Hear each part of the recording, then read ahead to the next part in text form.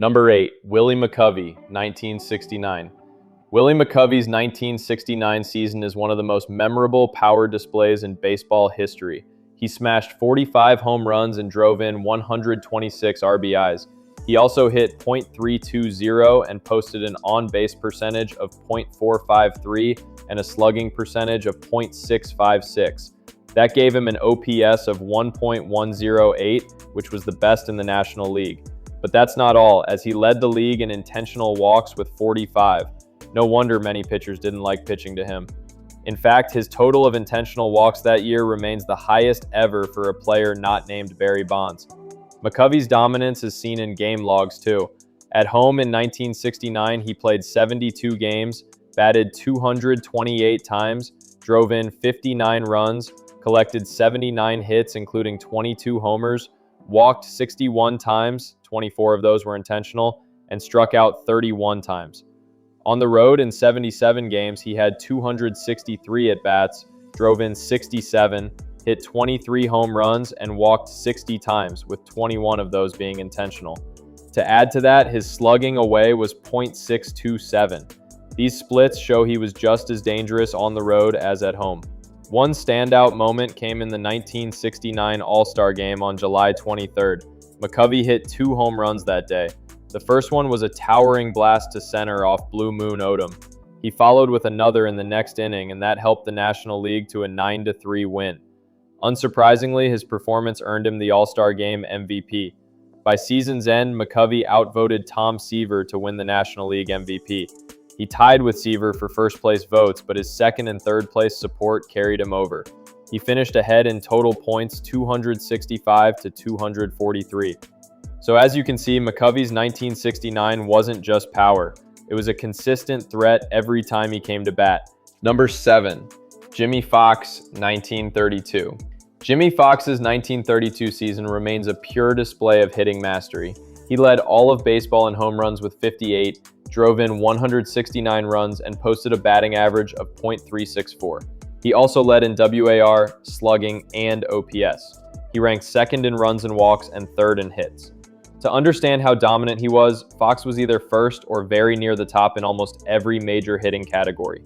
On July 24, 1932, Foxx crushed 2 home runs against the Washington Senators while collecting multiple RBIs. That kind of multi-home run game wasn't rare for him that year. He did that several times. In late August, he went on a stretch where over 10 games he drove in 20 runs. Interestingly, Foxx was just 24 that season, but he acted like a veteran slugger. In another game on September 3, 1932, he launched a 3-run homer late in the game to seal a win over the Boston Red Sox. That homer was his 52nd of the year, and it came in a clutch spot. All season long, pitchers had to be careful. If they made a mistake, Foxx punished them. He walked often too. That mix of patience and power made his season stand out even in an era known for offense. At the end of 1932, Foxx won the American League MVP almost unchallenged. His dominance that year still stands among the greatest single seasons ever in baseball. Number 6, Lou Gehrig, 1930. Lou Gehrig had an insane season in 1930. He appeared in 154 games, collected 581 at-bats, scored 143 runs, tallied 220 hits, hit 42 doubles, 17 triples, and 41 home runs. If that isn't insane enough, he also drove in 173 runs. But there's more, as he batted .379. In fact, his on-base percentage and slugging were among the elite in the league. He ranked second in WAR, second in RBI, second in OBP, and second in OPS. He also placed third in home runs and slugging. One amazing stretch came in June 1930. Over 10 games, Gehrig drove in 20 runs. In a June 25th game versus the St. Louis Browns, he went 4 for 5 with 2 home runs and 6 RBIs. That was just one night of many. In July, he had back-to-back 5. Dick Allen, 1972. Dick Allen's 1972 season with the Chicago White Sox is a major chapter in his legacy. He played 148 games that year where he had 506 at-bats, scored 90 runs, collected 156 hits, including 28 doubles, 5 triples, and 37 home runs. He also drove in 113 runs and walked 99 times. His batting average was .308, on base was .420, slugging was .603, giving him an OPS of 1.023, as well as a WAR of 8.6. His game-by-game logs show he crushed both at home and on the road. At home in 1972, he appeared in 78 games. He had 263 at-bats, drove in 82 runs, walked 45 times, 9 of which were intentional, struck out 66 times, and hit 27 home runs. On the road in 70 games, he had 243 at-bats, hit 10 homers, drove in 31 runs, and walked 54 times. One memorable game was on August 4th, 1972 versus the Texas Rangers. Allen hit a clutch ninth-inning double to drive in the winning run. That hit solidified his MVP status. He also had multiple games with 2 home runs. In July, he went on a stretch of 5 games in which he collected 10 extra base hits. Allen dominated the league in power and patience. He led in home runs, RBIs, walks, OBP, and slugging. That year, he received 21 of 23 first-place votes for MVP. His dominance was clear and his consistency was terrifying for pitchers. That year revived Allen's reputation and proved beyond doubt he was one of the most dangerous hitters of his era. 4. Mark McGwire, 1998. Mark McGwire's 1998 season is the stuff of baseball legend. It wasn't just another good year, it was a spectacle that brought fans back to the ballpark. After years of declining attendance following the 1994 strike, McGwire's home run chase with Sammy Sosa reignited America's love for baseball. By the end of the season, McGwire had smashed 70 home runs, breaking Roger Maris's long-standing record of 61 from 1961. His pace was unbelievable right from the start. On March 31st, opening day, McGwire hit his first homer against the Los Angeles Dodgers. He also drew 162 walks that season, proving pitchers wanted no part of him. McGwire won a Silver Slugger and made the All-Star team, finishing second in MVP voting behind Sosa. Regardless of what came later in his career, that 1998 run remains one of the most unforgettable summers in baseball history. 3. Frank Thomas, 1994. Frank Thomas's 1994 season was pure dominance. The Chicago White Sox star, nicknamed the Big Hurt, was right in his prime and absolutely crushing everything that came his way. Even though the season was cut short because of the player strike in August, Thomas still managed to put up video game numbers. In just 113 games, he hit .353 with 38 home runs, 101 RBI, and an on-base percentage of .487.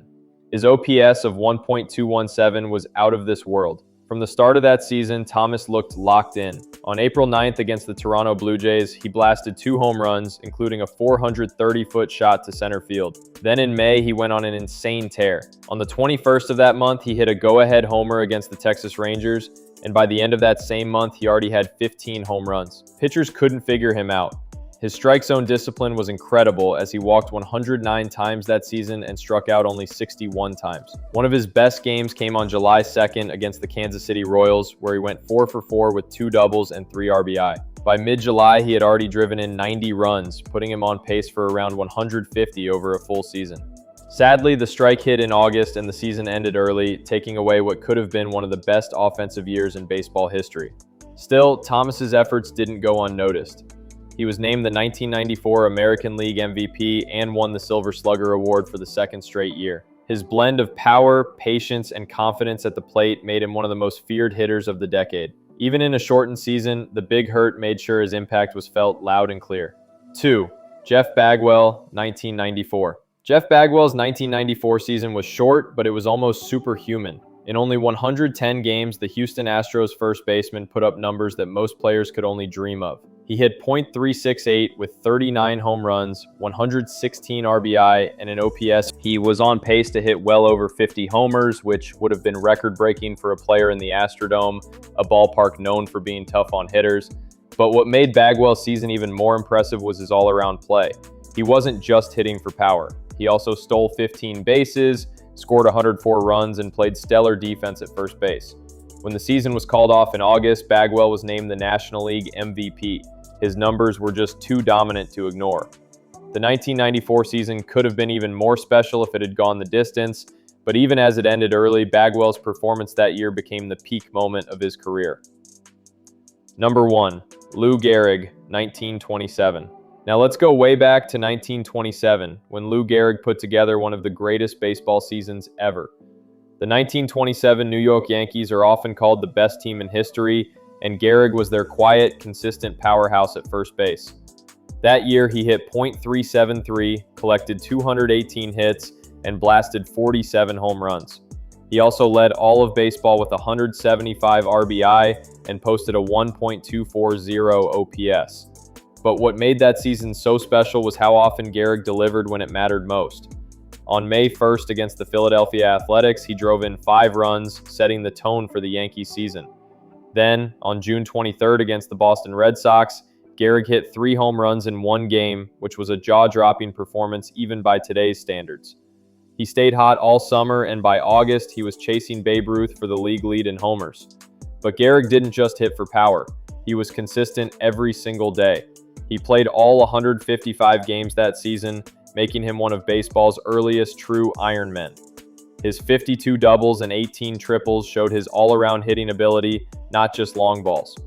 In one stretch from July 4th to July 10th, Gehrig went 14 for 25 with 11 RBI, helping the Yankees extend their winning streak. By the end of the year, the Yankees finished 110-44 and swept the Pittsburgh Pirates in the World Series. Gehrig drove in 4 runs during that sweep, continuing his clutch play on the biggest stage. He won the American League MVP that year, solidifying his place among the all-time greats. Sadly, just over a decade later, Gehrig's career was cut short by the